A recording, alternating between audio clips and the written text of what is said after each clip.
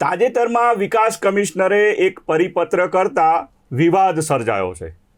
તલાટીઓને રખડતા કૂતરાની ગણતરી કરી તેનો નિકાલ કરવા માટે સૂચના આપવામાં આવી છે. આ પરિપત્રને લઈ ગુજરાત રાજ્ય તલાટી મંત્રી મહામંડળે વિરોધ કર્યો છે. તલાટી મંત્રી મહામંડળે મુખ્યમંત્રી તેમજ પંચાયત મંત્રીને લેટર લખી આ પરિપત્ર તાત્કાલિક રદ કરવા માગણી કરી છે.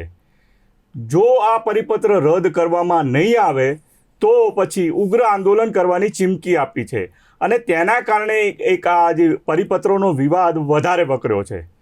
નમસ્કાર દર્શક મિત્રો, બેનિફિટ ન્યૂઝમાં આપનું સ્વાગત છે. હું છું સુરેશ વણોર. આજે આપણી સાથે છે ગુજરાત રાજ્ય તલાટી મહામંડળના પૂર્વ મહામંત્રી સહદેવસિંહ ચુડાસમા. સહદેવસિંહ, બેનિફિટ ન્યૂઝમાં આપનું સ્વાગત છે. નમસ્કાર સહદેવસિંહ, પહેલાં તો એ જણાવો કે તલાટીઓની બેઝિક કામગીરી શું હોય છે? સુરેશભાઈ, નામદાર સુપ્રીમ કોર્ટમાં જે આ રખડતા કૂતરાઓ બાબતે અને ઢોર બાબતે જે સુઓ મોટો રીટ પિટિશન થયેલી, એનો નામદાર સુપ્રીમ કોર્ટે ચુકાદો આપતા તંત્ર સફાળું જાગ્યું છે. રખડતા કૂતરાઓના ત્રાસની છેલ્લા થોડા સમયથી એટલી ઘટનાઓ બનતી હતી કે નામદાર કોર્ટે પણ આને ધ્યાને લેવું પડ્યું. હવે કોર્ટનું સખત વલણ જોઈ તંત્ર સફાળું જાગ્યું છે. વિકાસ કમિશનરે 2 દિવસ પહેલાં જ પરિપત્ર કરી ગ્રામ્ય કક્ષાએ આ રખડતા કૂતરાઓ બાબતે તલાટીઓને કામગીરી કરવાની સૂચના આપી છે, તાલુકા કક્ષાએ પશુ ચિકિત્સકને આપી છે અને જિલ્લા કક્ષાએ પશુ નિયામકને આપી છે. હવે ગ્રામ્ય કક્ષાએ આ કૂતરાઓ પકડવાની અને એનું ખસીકરણ કરવાની જે કંઈ જવાબદારીઓ તલાટીને આપી છે, તો એનો તલાટી મંડળે વિરોધ કર્યો છે અને એ વિરોધ મારી દૃષ્ટિએ વ્યાજબી છે. ચોક્કસ સરકારી પરિપત્રનો વિરોધ કર્યો છે, કારણ કે તલાટીઓની બેઝિક કામગીરી ગામડાઓમાં પંચાયત અને મહેસૂલ કામગીરી કરવાની છે. એક તલાટી પાસે 2 થી 3 ગામ છે, એટલે તલાટીનું મહેકમ પણ હજુ આજે પણ 30% ઉપર ખાલી છે. એટલે દરેક તલાટી આ કામગીરીને પહોંચી શકે નહીં. અને બીજું કે તલાટીના જોબ ચાર્ટની આ કોઈ કામગીરી નથી. ચોક્કસ કોઈ પણ રાષ્ટ્રીય આપદા આવી હોય, દુષ્કાળ હોય, પૂરની પરિસ્થિતિ હોય ત્યારે ચોક્કસ ફરજના ભાગરૂપે કરવું પડે છે. પણ જ્યારે આવા કૂતરાઓની આવી વાત આવે છે ત્યારે તલાટીઓએ જે બહિષ્કાર કર્યો છે એ મારી દૃષ્ટિએ યોગ્ય છે. અને બીજું કે આના માટે એક સરકારે અલગ જ મહેકમ આવી પ્રવૃત્તિઓ માટે કરવું જોઈએ, કારણ કે આ કૂતરાઓ અને એ પકડવા, એનું રસીકરણ કરવું, પછી પરિપત્રમાં એવું પણ લખ્યું છે કે ભાઈ સંસ્થાઓને દિવાલ કરવી, એમ ગેટ કરવા, તો આ બધા આના ભંડોળની કોઈ વ્યવસ્થા કરેલી નથી કે શેમાંથી કરવું.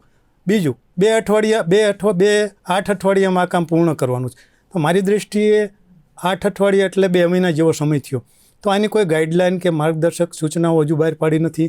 કઈ રીતે વાડો કરવી, કઈ રીતે દિવાલો કરવી, શું કરવું, એની કોઈ ગાઈડલાઇન નથી. અને બીજું, તલાટીઓને આ કામમાં જોડવાથી અત્યારે તમે જુઓ ખેડૂતોની કેટલી કામગીરી છે. હજુ આ સહાય ચૂકવવાના ફોર્મ ભરાય છે, એ સિવાય પાક નોંધણીની વાત હોય, મહેસૂલની કામગીરી હોય, પંચાયતની કામગીરી હોય, એટલે તલાટીને અસંખ્ય કામગીરી વચ્ચે એક વધારાની કામગીરી સોંપવામાં આવી છે. તો મારી દૃષ્ટિએ આ કામગીરી તલાટીને સોંપવી ના જોઈએ.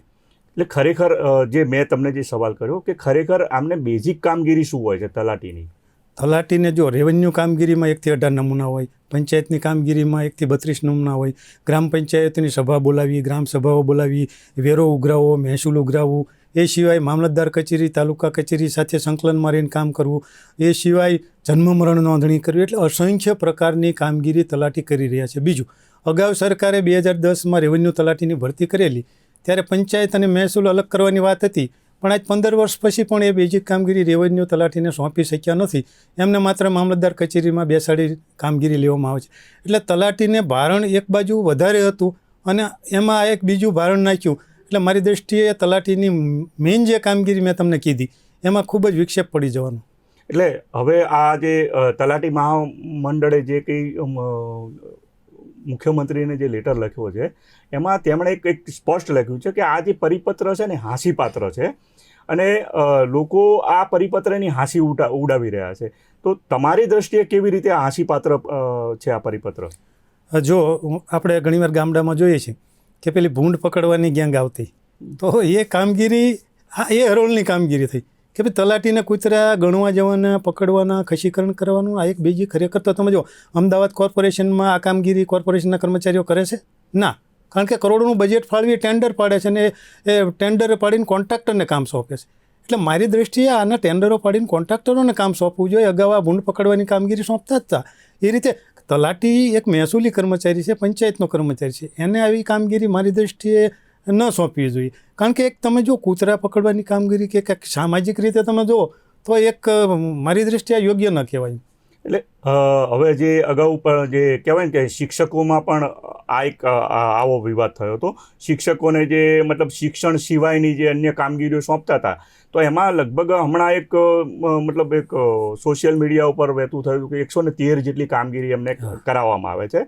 તો એ વખતે શિક્ષકોએ જે અત્યારે હાલ જે BLOની જે કામગીરી સોંપવામાં આવી છે, હવે આમાં એવું કહેવાય છે કે અન્ય 12 કેડરોને પણ તમે આ BLOની કામગીરી સોંપી શકો છો, પણ મોટા ભાગે 90% શિક્ષકોને આ BLOની કામગીરી સોંપવામાં આવે છે. તો શા કારણે આ જે કહેવાય કે જે મતલબ જે કર્મચારી હોય છે એને એની જે પોતાની જે બેઝિક કામગીરી કરવાના બદલે અન્ય કામગીરી સોંપવામાં આવી રહી છે? ચોક્કસ રમેશભાઈ, જો તમે અગાઉ 2023માં પણ તલાટીઓને ભજન મંડળીઓની માહિતી ભેગી કરવાનું કામ સોંપ્યું. એ સિવાય તમે જુઓ બનાસકાંઠા જિલ્લામાં જ્યારે તીડનું આક્રમણ થયું ત્યારે પણ થાળીઓ વગાડી તીડને ભગાડવા માટે તલાટીઓને અને શિક્ષકોને કામગીરી સોંપી હતી. એટલે બીજું અત્યારે તમે જો BLOની SIની કામગીરી ચાલી છે, ચોક્કસ રાષ્ટ્રીય કામગીરી છે, દરેક કર્મચારી એમાં કામ કરવું જોઈએ, પણ શિક્ષકોને તમે જ્યારે એમાં જોતો રહો ત્યારે આપણે ભણશે ગુજરાત રમશે ગુજરાતની વાતો કરીએ છીએ, પણ શિક્ષકોનું કામ ભણાવવાનું છે. એક તો શિક્ષણ ક્ષેત્રે આપણે જોઈએ એટલી પ્રગતિ કરી શક્યા નથી. બીજું, ગામડામાં હજી પણ શિક્ષણની જે સ્થિતિ છે એ ચિંતાજનક છે. ત્યારે જો શિક્ષકોને આપણે આમાં જોતરશું અને આ કામગીરી તો લગભગ લાંબો સમય ચાલવાની છે, તો એ સમયના શિક્ષણનું શું? કારણ કે આ દરેક શિક્ષકોને BLOને આમાં જોડી દીધા. બીજું, શિક્ષકોને તમે જ્યારે આ કામગીરી સોંપો છો ત્યારે શિક્ષણ ઉપર તો ચોક્કસ અસર થવાની છે. એ સિવાય કે ભાઈ BLOની કામગીરી કરે છે એ એટલી સ્ટ્રિક્ટલી અત્યારે થાય છે કે તાત્કાલિક કરો.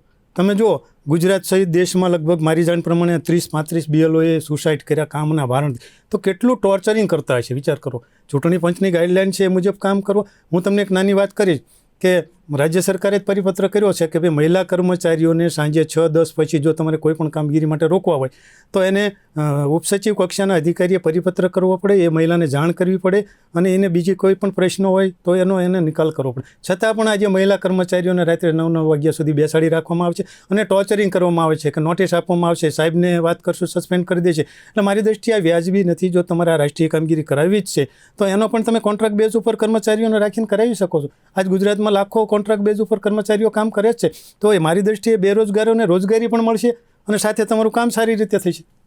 એટલે હવે તમે પણ એક તલાટી તરીકે કામગીરી કરી છે ગામડાઓમાં, એ વખતની કામગીરી ને અત્યારની કામગીરીમાં શું તફાવત છે? ચોક્કસ અગાઉ જે કામગીરી થતી હતી ને એ તમારા જોબ ચાર્ટમાંથી એ જ થતી હતી કે ભાઈ તલાટીનું કામ શું કે મહેસૂલ અને પંચાયત કામગીરી. એ સિવાય એને અઠવાડિયે કે 15 દી એકવાર તાલુકે મિટિંગમાં મામદાર કચેરી અને તાલુકા પંચાયતનું. અત્યારે એટલી ડિજિટલ કરીને એટલી કામગીરી વધી ગઈ છે કે મૂળભૂત કામગીરી તેઓ કરી જ શકતા નથી. તમે જો મેળાની બસ ઉપાડવાની તો વહેલા 4 વાગે બસ ઉપાડવાની. હવે તમે વિચાર કરો ગામડેથી વહેલા 4 વાગે બસ ઉપાડવાની હોય. રાજ્યમાં ઓછામાં ઓછા 4,000 થી 5,000 મહિલા તલાટીઓ છે. હવે રાત્રે 4 વાગ્યે ગામડેથી બસ ઉપાડવાની હોય, મહિલા તલાટીને 12 વાગ્યે ગામડે પહોંચવું પડે. તો એની સલામતીનું શું? તમે વિચાર કરો. અને બીજું, બહારની કામગીરી એટલી થઈ ગઈ છે. હું એક બીજી વાત પણ જોડીશ સાથે પોલીસની પણ, કે પોલીસ કર્મચારીઓને તમે જુઓ બંદોબસ્તમાં, નેતાઓના બંદોબસ્તમાં ને એમાં જ જોડવામાં આવે. આજ ગુનાખોરીનું પ્રમાણ વધી રહ્યું છે અને પાછળનું કારણ પણ એ છે કે પોલીસનું 30% 40% મેકામ ખાલી છે અને તમે એને આવી કામગીરીમાં જ રોકી રાખો છો. તો આજ અત્યારે જે પ્રશ્નો ચાલી રહ્યા છે તમે જો 1 મહિનેથી આ દારૂબંધીનું, તો એમાં પણ એ જ અસર પડે. એટલે મારી દ્રષ્ટિએ કર્મચારીઓની જે બેઝિક કામગીરી છે ને એ કામ જ એમની પાસે લેવું જોઈએ. અને બીજું, તમારે આવી છૂટી કામગીરીઓ માટે એક આખી ફોર્સ તૈયાર કરવી પડે. અને બીજું, કેટલી બેરોજગારી છે આજે રાજ્યમાં. તો તમે એક તલાટીની જાહેરાત આવે છે ને તો 20-20 લાખ ફોર્મ ભરાય છે. તો એ બેરોજગારોને આમાં કામ આપો ને. તમે આજે આ BLOને જે શિક્ષકોને આપી છે એ કામગીરી જો ગામડામાં બેઝિક બેરોજગારોને આપી હોત તો એને રોજગારી મળત અને કામનો એને અનુભવ થાત. બરાબર. એટલે હવે તમે તલાટીના સંગઠન મતલબ જે કહેવાય એ સંગઠનમાં પણ કામગીરી કરે છે. ખરેખર જે જોબ ચાર્ટ હોય છે તલાટીઓનો, એ સિવાયની કામગીરીનો આ પરિપત્ર થઈ શકે ખરો? જો રાજ્ય સરકારને અધિકાર છે પરિપત્ર કરી શકે, એમાં ના નહીં, પણ તમે કઈ રીતની કામગીરી સોંપો છો? કારણ કે કૂતરા પકડવા, ખસીકરણ કરવું, એ તો આખી એક એના સાધનોને જે તમે કોર્પોરેશનમાં જો કોન્ટ્રાક્ટ આપવામાં આવે છે ને ગાડીઓ આ તે બધી પેલી જાળીઓ ને બધું, તો આ કંઈ તલાટીનું થોડું કામ છે? તલાટી તે એક કર્મચારી છે ને, એક એનું પણ કોઈક સ્ટેટસ છે સમાજમાં, કે શિક્ષકનું પણ એક સમાજમાં સ્ટેટસ છે. હવે તમે એવી કાલે સવારે ભૂંડ પકડવાની કામગીરી સોંપશો તો કે તલાટી શિક્ષક થોડો કરશે? એટલે હવે મતલબ જે તલાટી મહામંડળે જે વિરોધ તો નોંધાવ્યો છે, તમને શું લાગે છે એનાથી સરકારમાં કોઈ ફરક પડશે ખરો? જો પછી ધારો કે સરકારમાં ફરક ન પડે અને પ્રેશર કરીને તલાટીઓ પાસે કામ કરાવશે તો એ કામ એવું થશે કે 2 જ દિવસમાં તલાટી માહિતી આપી દેશે કે 65 કૂતરા મારા ગામમાં, 32 કૂતરીઓ અને 15 ગલુડિયા. લ્યો આ કાગળ ઉપર. બેઝિક કામગીરી જે નામદાર સુપ્રીમ કોર્ટે કીધું છે ને એ કામગીરી ખરેખર થશે નહીં, કાગળ ઉપર થશે. આ રીતે અને તમે જો કોર્પોરેશનમાં કરોડનો કોન્ટ્રાક્ટ દેવાય છે તો ખસીકરણ કે આટલા કરી નાખે, આટલા ખસીકરણ કરે, શું થાય છે? કૂતરાઓ પાછા છોડી જાય છે. એટલે પછી કામગીરી જે થાય ને એ મારી દૃષ્ટિએ તટસ્થ ન થાય અને જે ચિંતા સમાજની સુપ્રીમ કોર્ટ કરે છે એ મુજબની ન થાય. આજ તમે જુઓ ઢોરની વાત આવો કે ભાઈ અમદાવાદ સિટી સહિત ઢોરની નામદાર સુપ્રીમ કોર્ટ છેલ્લા 5 વર્ષથી કડકાઈ કરી છે. પરિસ્થિતિ શું છે એના એ જ છે. આપણે બધા અમદાવાદમાં રહીએ છીએ, તમે જુઓ કયો રોડ ઢોર વગરનો છે. ઇવન આશ્રમ રોડ ઉપર પણ તમને ક્યારેક ઢોર મળે છે.